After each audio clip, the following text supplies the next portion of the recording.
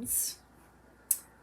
This is going to be, what is dishtowel dharma? I'm Stacia Trask, also known as a Potluck Padma, which we all are.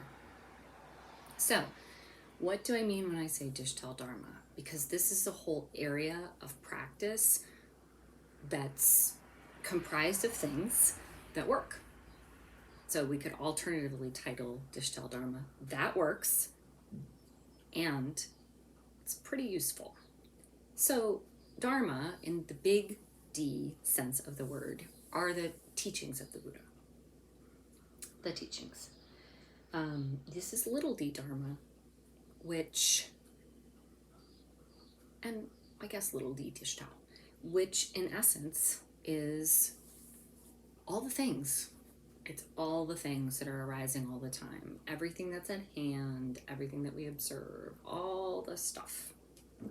So we're going to be using it in that sense, which means that everyone, not just Buddhists, can certainly partake. It's dishtowel dharma simply because of this. It's useful. That's the first thing that qualifies it as dishtowel dharma. It works. And it's probably been around for a long time. It's nothing new because there's nothing new under the sun. There's nothing new but newly used.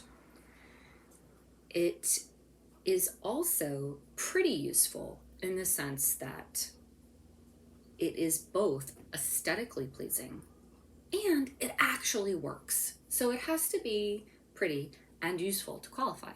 There's a whole category of dishtowel dharma that is pretty useless, and we'll get into that later. But why don't we focus on what works? Dishtowel dharma is quite simply this. It's not always faster, but it's a way of working it's an aha. It's a way of working with what's actually here at hand, maybe in a new way that you haven't thought of before, that is easier. There's just less suffering around this way of doing it. Even if it actually takes longer, that's okay.